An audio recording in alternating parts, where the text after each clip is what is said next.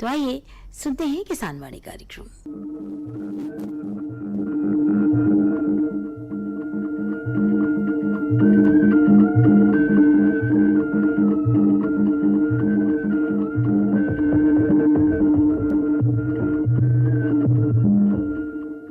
अब हम पहुंच गए किसान वाणी गई तो अपना बच्चन के बहुत स्वागत है यह कार्यक्रम में और यह कार्यक्रम के प्रायोजक हैं कृषि मंत्रालय भारत सरकार। आज 14 अगस्त आए भैया अपना बच्चन का ही हम शुभकामनाएं देते हैं पूर्व संध्या पर स्वतंत्रता दिवस की।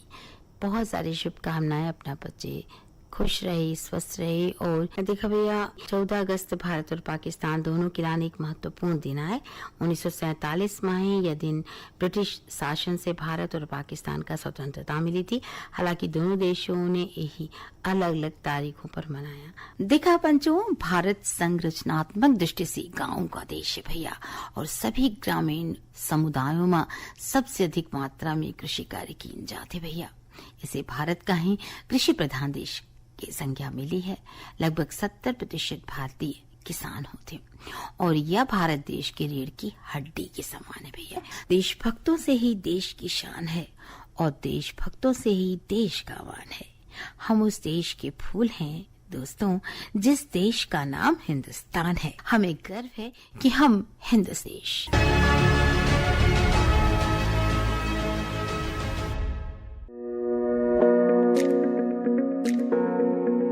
आज भारत का किसान पहले से अधिक सशक्त, समृद्ध और आत्मनिर्भर है। इसका कारण है माननीय प्रधानमंत्री श्री नरेंद्र मोदी जी के नेतृत्व में भारत सरकार द्वारा लगभग 10 वर्षों से किसानों के लिए चलाई जा रही अनगिनत योजनाएं, जैसे सॉइल हेल्थ कार्ड, प्रधानमंत्री फसल बीमा योजना, पीएम किसान सम्मान निधि योजना, पीएम किसान समृद्धि योजना, पीएम कृषि सिंचाई योजना इत्यादि। इस वर्ष लाल किले की प्राचीर से प्रधानमंत्री जी ने कृषि के क्षेत्र में आधुनिकीकरण की दिशा में एक संकल्प लिया कि हमारे एग्रीकल्चर सेक्टर में टेक्नोलॉजी आए, एग्री टेक को बल मिले। इसलिए विमेन सेल्फ हेल्प ग्रुप की बहनों को हम ट्रेनिंग देंगे और हजारों ऐसे विमेन सेल्फ हेल्प ग्रुप को भारत सरकार ड्रोन देगी, ट्रेनिंग देगी और हमारे एग्रीकल्चर के काम में ड्रोन की सेवाएं उपलब्ध हो। इसके लिए हम शुरुआत करेंगे। प्रारंभ हम 15,000 विमेन सेल्फ हेल्प ग्रुप के द्वारा ये ड्रोन की उड़ान का हम आरंभ कर रहे हैं। इसी कड़ी में आज प्रधानमंत्री नरेंद्र मोदी जी ड्रोन दीदी योजना का शुभारंभ कर रहे हैं। भारत सरकार की नई पहल के अंतर्गत ड्रोन दीदी योजना को कार्यान्वित किया गया है। ड्रोन और उसके सहायक एक्सेसरीज की खरीद के लागत का 80% या अधिकतम 8 लाख रुपए तक स्वयं सहायता समूहों को केंद्रीय वित्तीय सहायता प्रदान की जाएगी। इस क्रांतिकारी पहल से अतिरिक्त आय अर्जित करने के लिए हमारे किसान सक्षम होंगे। माननीय प्रधानमंत्री श्री नरेंद्र मोदी जी के नेतृत्व में भारत सरकार किसानों को ड्रोन के उपयोग के लिए प्रोत्साहित कर रही है। किसान ड्रोन का उपयोग कर पारंपरिक खेती के तरीकों को बदल रहा है। आधुनिक हाई रेजोल्यूशन कैमरा और उन्नत सेंसर से लैस किसान ड्रोन भारतीय कृषि क्षेत्र को नई ऊंचाइयों पर ले जाने की क्षमता रखते हैं। कीटनाशकों और उर्वरकों का छिड़काव, हवाई निगरानी, फसल और मृदा स्वास्थ्य की निगरानी, बीजारोपण, क्षतिग्रस्त फसलों का आकलन और फसल बीमा के दावों की जानकारी दे सकता है। किसान ड्रोन की उपलब्धता के लिए केंद्रीय कृषि मंत्रालय द्वारा ड्रोन की खरीद के लिए वित्तीय सहायता दी जा रही है। ड्रोन दीदी योजना को अपनाने से स्वयं सहायता समूह की महिलाओं पर व्यापक प्रभाव पड़ेगा और इनकी आय में भी वृद्धि होगी। कल तक जो हमारे किसान संसाधन के अभाव में कठिनाइयों में थे, वो अब नई तकनीक की ताकत से मजबूत हो रहे हैं। और यही परिवर्तन हमारा नया भारत है, जिसकी गूंज पूरी दुनिया में सुनाई दे रही है। और अब सुनवावा जाए यह बढ़िया जानकारी। स्वतंत्रता संग्राम में महिलाओं का योगदान। मैं अपने वक्तव्य का प्रारंभ कविवर माखनलाल चतुर्वेदी की देशभक्ति कविता से करूंगी। मुझे तोड़ लेना वनमाली, उस पथ पर देना तुम फेंक, मातृभूमि पर शीश चढ़ाने, जिस पथ जावें वीर अनेक, जिस पथ जावें वीर अनेक। यह आजादी हमें यूं ही नहीं मिली, इसके लिए ना जाने कितने भारत माँ के सपूत फांसी के फंदे पर झूले थे और ना जाने कितनों ने गोली खाई थी। तब जाकर हमने यह आजादी पाई। यह आजादी हमें अथक संघर्षों व कुर्बानियों के बाद प्राप्त हुई है। देश ऋणी है उन क्रांतिकारी वीरों का, जिन्होंने देश को गुलामी की जंजीरों से मुक्त कराने के लिए अपना सर्वस्व निछावर कर दिया। 10 मई 1857 का भारतीय विद्रोह, जिसे प्रथम भारतीय स्वतंत्रता संग्राम, सिपाही विद्रोह और भारतीय विद्रोह के नाम से भी जाना जाता है, यह ब्रिटिश शासन के विरुद्ध एक सशस्त्र विद्रोह था। ये वही दिन था जब सैकड़ों सालों की गुलामी सहने वाले भारत का स्वाभिमान एक बार फिर जाग उठा था। यह विद्रोह 2 वर्षों तक भारत के विभिन्न क्षेत्रों में चला। इस विद्रोह का आरंभ छावनी क्षेत्रों में छोटी झड़पों और आगजनी से हुआ था। संपूर्ण भारत में चलने वाले इस विद्रोह में न केवल वीरों का योगदान रहा, बल्कि वीरांगनाओं का भी महत्वपूर्ण योगदान रहा। ये वे वीरांगनाएं थीं जिन्होंने अपनी जान जोखिम में डालकर देश के लिए अपने प्राणों की आहुति दी थी। भारत में नारी को हमेशा देवी की संज्ञा दी गई है और जब जब आवश्यकता पड़ी तो नारी ने ज्ञान की प्रतिमूर्ति बनकर स्वरों से देश को एक नई दिशा दी, और जब अवसर आया तो उसी नारी ने शक्ति स्वरूपा चंडी का रूप धारण कर अदम्य शक्ति का लोहा मनवाया। इसलिए स्वतंत्रता संग्राम में केवल पुरुषों का नाम लेना गलत होगा। स्वतंत्रता में महिलाओं ने भी अपने अटूट साहस से अंग्रेजों को लोहे के चने चब्बा दिए। उन्होंने सिद्ध कर दिया, हम भारत की बेटी हैं, अब उठा चुकी तलवार, हम मरने से नहीं डरती, नहीं पीछे पांवों को धरती, आगे ही आगे बढ़ती, कस कमर हुई तैयार, हम भारत की बेटी हैं, अब उठा चुकी तलवार। कुछ लोग त्याग, बलिदान और आजादी के लिए किए गए लंबे संघर्ष के बाद स्वतंत्र भारत में भी वह सम्मान और पहचान ना पा सके जिसके वे हकदार थे।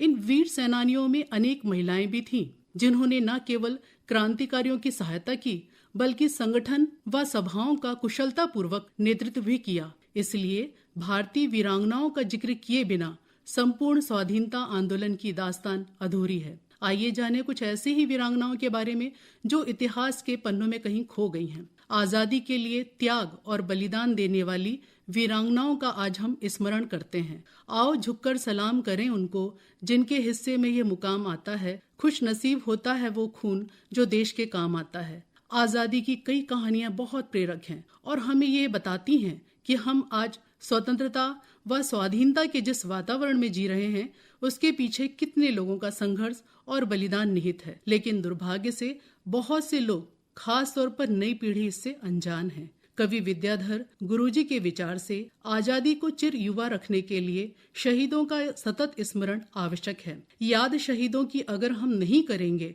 तो ये आजादी ढलती हुई सांझ हो जाएगी।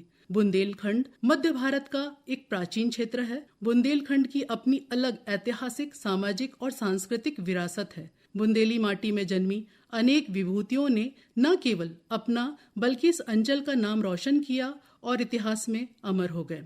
जंगे आजादी में बुंदेलखंड देश और प्रदेश के केंद्र बिंदु में स्थित होने से देश की कला एवं संस्कृति का संगम स्थल रहा है। भारतीय स्वतंत्रता आंदोलन का इतिहास स्वतंत्रता के लिए स्त्री पुरुष के संयुक्त एवं समान संघर्ष की अद्भुत कहानी है। घर का मोर्चा हो या राजनीति का रण क्षेत्र, नारी ने जिस साहस, सहिष्णुता और वीरता से स्वतंत्रता संग्राम के लिए अपनी भूमिका निभाई, वह इतिहास की धरोहर है। स्वतंत्रता प्राप्ति के प्रत्येक लक्ष्यों में नारी पुरुषों के साथ कंधे से कंधा मिलाकर राष्ट्रीय स्तर पर सहयोग देती रही है। जिस समय संपूर्ण देश के कोने कोने में पुरुष तथा स्त्री परस्पर सहयोग देकर इस अहिंसात्मक आंदोलन को मजबूत बना रहे थे, ठीक उसी तरह से बुंदेलखंड प्रांत की महिलाएं इस स्वतंत्रता संग्राम में पूर्णतः सक्रिय रहीं। वीरांगनाओं का यह अद्भुत रूप परिलक्षित हुआ है। हम देख चुकी हैं सब कुछ, पर अब करके कुछ दिखला देंगी। निज धर्म कर्म पर दृढ़ होकर कुछ दुनिया को सिखला देंगी। है क्या कर्तव्य हमारा अब, पहचान लिया हमने उसको। अरमान यह अब दिल में है, लंदन का तख्त हिला देंगी। जब भी हम 1857 के स्वतंत्रता संग्राम की बात करते हैं, तब हमारा ध्यान तुरंत रानी लक्ष्मीबाई और बेगम हजरत महल की ओर जाता है। लेकिन क्या इस संघर्ष में सिर्फ इन्हीं दो स्त्रियों का योगदान था? नहीं, ऐसी और भी बहुत सारी महिलाएं थीं जिन्होंने स्वतंत्रता संग्राम में अपना महत्वपूर्ण योगदान दिया। आज भी जब हम स्वाधीनता का नाम लेते हैं तो इन महिलाओं को कोई भी याद नहीं करता, जबकि इन महिलाओं के बिना स्वतंत्रता संग्राम अधूरा था। इस संघर्ष में भाग लेने वाली अनेक महिलाएं थी। 1857 की क्रांति से संबंधित ऐसी बहुत सी महिलाएं हैं जिन्होंने उस दौर में भी राष्ट्र को सर्वोपरि माना। हम बात करेंगे लज्जो की। लज्जो ने रखी थी 1857 की क्रांति की नींव। बहुत ही कम लोग इस बात को जानते होंगे कि बैरकपुर में मंगल पांडे को चर्बी लगे कारतूसों के बारे में सबसे पहले माता दीन ने बताया था। माता दीन को इसकी जानकारी उसकी पत्नी लज्जो ने दी थी, जो एक अंग्रेज अफसर के घर पर काम करती थी, और वहीं पर उसे ये सुराग मिला कि अंग्रेज गाय और सुअर की चर्बी वाले कारतूस इस्तेमाल करने जा रहे हैं। हम बात करेंगे झांसी की रानी लक्ष्मीबाई की कि स्वतंत्रता संग्राम में बुंदेलखंड की महिलाओं का योगदान जब आता है तो सबसे पहले मानस में एक नाम गूंजता है, वो है झांसी की रानी लक्ष्मीबाई का, जिन्होंने हाथ में तलवार लेकर घोड़े पर सवार होकर और अपने मातृत्व धर्म को निभाते हुए पीठ पर अपने नन्हे बालक को बांधकर युद्ध के मैदान में अपनी वीरता का परिचय दिया। महाराष्ट्र में जन्मी लक्ष्मीबाई बुंदेलखंड में झांसी की रानी बनकर आई तो उसके बाद उन्होंने बुंदेलखंड को पूरी तरह से अपना लिया और उसके प्रति समर्पित हो गई। झांसी की रक्षा के लिए उन्होंने न केवल अंग्रेजों से लोहा लिया वरन अपनी जान की बाजी भी लगा दी। सुभद्रा कुमारी चौहान द्वारा रचित कविता हमें स्मरण हो जाती है। बुंदेले हर बोलो के मुख हमने सुनी कहानी थी, खूब लड़ी मर्दानी वो तो झांसी वाली रानी थी। सिन्हा हिल उठे राजवंशों ने भ्रकुटी तानी थी, बूढ़े भारत में भी आई फिर से नई जवानी थी। बुंदेले हर बोलो के मुख हमने सुनी कहानी थी। बेगम हजरत महल मुस्लिम महिला स्वतंत्रता सेनानी में इनका नाम प्रमुखता से लिया जाता है। उन्होंने वाजिद अली शाह की अनुपस्थिति में खूबसूरती से अवध सल्तनत का राजकाज संभाला और उन्होंने हिंदू मुस्लिम नेताओं से मिलकर लखनऊ में 1857 की क्रांति का नेतृत्व किया। 1857 में स्वतंत्रता संग्राम छिड़ने पर बेगम हजरत महल ने अपने 12 साल के बेटे बिरजिस कद्र को अवध की गद्दी पर बिठा दिया। उन्होंने ऐसा इसलिए किया क्योंकि बेगम खुद अंग्रेजों से मुकाबला करना चाहती थी। रानी लक्ष्मीबाई के जैसे ही उनकी सेना में भी काफी महिलाएं थीं जिन्होंने क्रांति के लिए अपने प्राण न्यौछावर कर दिए। बात आती है वीरांगना ऊदा देवी। ऊदा देवी एक स्वतंत्रता सेनानी थी जिन्होंने 1857 के प्रथम भारतीय स्वतंत्रता संग्राम के दौरान भारतीय सिपाहियों की ओर से युद्ध में भाग लिया था। ये अवध के छोटे नवाब वाजिद अली शाह के महिला दस्ते की सदस्य थी। सार्जेंट फॉर मिशेल ने सिकंदर बाग के उद्यान में स्थित पीपल के पेड़ की शाखा पर बैठी एक ऐसी स्त्री का विशेष उल्लेख किया है जिसने अंग्रेजी सेना के लगभग 32 सिपाही और अफसर को मार गिराया था। हम बात करेंगे अवंतीबाई। रानी अवंतीबाई लोधी रामगढ़ के राजा विक्रमादित्य सिंह की रानी थी। जब विक्रमादित्य का स्वास्थ्य अचानक खराब हो गया तो वे अपने साम्राज्य को संभाल नहीं पा रहे थे। तब अवंतीबाई ने राज्य की बागडोर अपने हाथों लेकर ब्रिटिश राज के खिलाफ लड़ने लगी थी। रानी अवंतीबाई ने अंग्रेजों के खिलाफ अपनी विशाल सेना का निर्माण किया। महारानी अवंतीबाई लोधी ने 1857 के स्वतंत्रता संग्राम में अंग्रेजों के खिलाफ खुलकर लोहा लिया था और अंत में भारत की स्वतंत्रता के लिए अपने प्राणों की आहुति दे दी थी। रानी अवंतीबाई 1857 के स्वाधीनता आंदोलन में शहीद होने वाली प्रथम महिला वीरांगना थीं। उनका कहना था, अब तो आजादी बिना जीना हमें दुश्वार है, इसलिए ही मुल्क पर मिटने को अब तैयार हैं। है तमन्ना दिल की है, आजाद हम होकर रहें, सब दिलों की धुन यही, यह सब दिलों का तार है। हम अगली वीरांगना की बात करते हैं, बेगम जीनत महल। बेगम जीनत महल मुगल सम्राट बहादुर शाह जफर की पत्नी थी। बेगम जीनत महल ने दिल्ली और आसपास के क्षेत्रों में स्वतंत्र योद्धाओं को संगठित किया और देश प्रेम का परिचय दिया था। सन 1857 की क्रांति के लिए बहादुर शाह जफर को प्रोत्साहित किया। बेगम जीनत ने उनको ललकारते हुए कहा था, यह समय गजलें सुनकर दिल बहलाने का नहीं है। बिठूर से नाना साहब का पैगाम लेकर देशभक्त सैनिक आए हैं। आज हिंदुस्तान की आंखें दिल्ली तथा आप पर लगी हैं। अपनी बेगम से प्रेरित होकर ही बहादुर शाह जफर ने अंग्रेजों के खिलाफ मोर्चा संभाला। अंग्रेजों के खिलाफ भारतीय सैनिकों की बगावत को देख बहादुर शाह जफर का भी गुस्सा फूट पड़ा और उन्होंने अंग्रेजों को हिंदुस्तान से खदेड़ने का आह्वान कर डाला। हम बात करेंगे झलकारी बाई। वीरांगना झलकारी बाई का नाम भी स्वतंत्रता संग्राम में स्वर्ण अक्षरों में लिखा हुआ है। झलकारी बाई बचपन से ही निडर और साहसी थीं। रानी लक्ष्मीबाई ने स्त्रियों के लिए जो विशाल सेना बनाई थी, उसमें झलकारी को मुख्य स्थान दिया। झलकारी ने भी लक्ष्मीबाई के हर सैन्य अभियान में उनका साथ दिया। लक्ष्मीबाई की हमशक्ल भी थी और इस कारण शत्रु को धोखा देने के लिए वे रानी के वेश में भी युद्ध करती थीं। अंग्रेजों ने जब झांसी का किला घेरा तब झलकारी बाई पूरे जोश के साथ लड़ी और शहीद हो गई। झलकारी बाई की कथा आज भी बुंदेलखंड की लोक गाथाओं और लोक गीतों में सुनी जा सकती है। भारत के संपूर्ण आजादी के सपनों को पूरा करने के लिए प्राणों का बलिदान करने वाली वीरांगना झलकारी बाई का नाम आज भी इतिहास के पन्नों में अपनी आभा बिखेर देता है। राष्ट्रकवि मैथिली शरण गुप्त ने झलकारी की बहादुरी को पंक्तिबद्ध किया है। जाकर रण में ललकारी थी, वह तो झांसी की झलकारी थी। गोरों से लड़ना सिखा गई, इतिहास में झलकारी वह भारत की ही नारी थी। स्वतंत्रता संग्राम में बुंदेलखंड की ऐसी अनेक महिलाएं थीं जिन्होंने अपने नेतृत्व में महिलाओं को संगठित किया तथा घर घर जाकर स्वतंत्रता आंदोलन के महत्व को समझाने का बीड़ा उठाया, जिसके कारण उन्हें अंग्रेजों का विरोध झेलना पड़ा। सभी ने अपने पारिवारिक कर्तव्य को निभाते हुए स्वतंत्रता संग्राम में भाग लिया और देश को आजाद कराने में अपनी महत्वपूर्ण भूमिका निभाई। महिलाएं जब स्वतंत्र समर में हिस्सा लेने निकलती थीं तो यह गीत गाकर मन का भाव प्रकट करती थीं। जो कुछ पड़ेगी मुसीबत मैं उठाऊंगी, खिदमत करूंगी, मुल्क की ओर जेल जाऊंगी, घर भर को अपने खादी के कपड़े पहनाऊंगी और इन विदेशी लत्तों को लुका लगाऊंगी। कविवर रामधारी सिंह दिनकर अपनी कलम को उन देशभक्तों की जय बोलने का उपदेश देते हैं। जला अस्थियां अपनी सारी, छिटकाई जिनने चिंगारी, जो चढ़ गए पुण्य बेदी पर, लिए बिना गर्दन का मोल, कलम आज उनकी जय बोल, कलम आज उनकी जय बोल।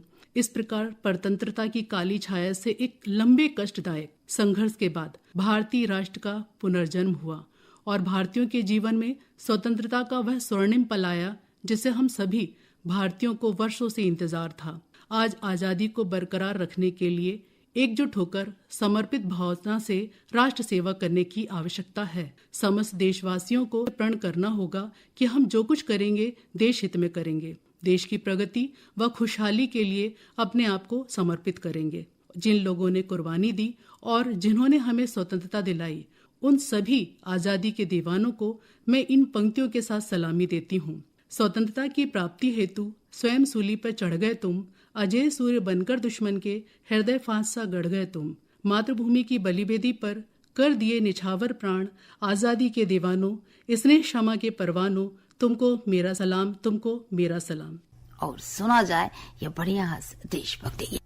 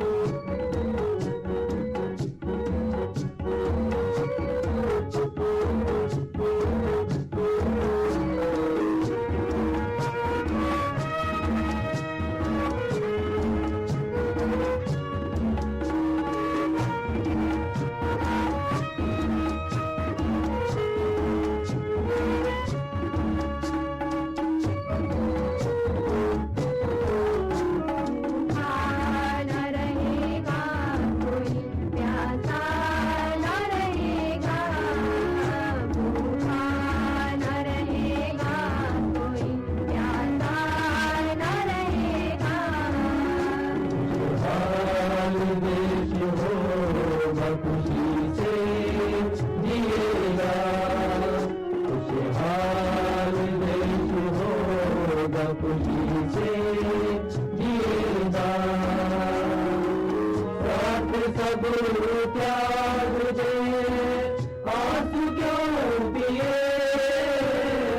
स्वार्थ सब त्याग दे, आंसू क्यों पिए, आंसू क्यों पिए। धन मेरा देश के लिए, ओ धन मेरा देश के लिए। सारी रपा रपा मग मदपा, सारी रपा रपा मग मदपा। धनी सदा निकलनी रे सा, धनी सदा निकलनी रे सा।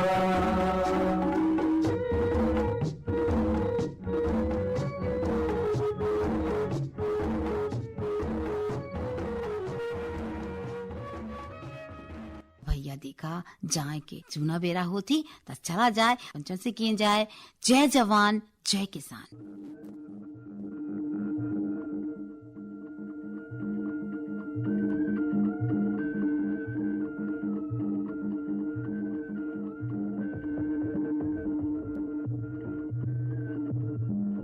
तो श्रोताओं, ये था कार्यक्रम किसान वाणी। इस कार्यक्रम के प्रायोजक थे कृषि मंत्रालय भारत सरकार। श्रोताओं, अभी आप सुन रहे थे किसान वाणी कार्यक्रम।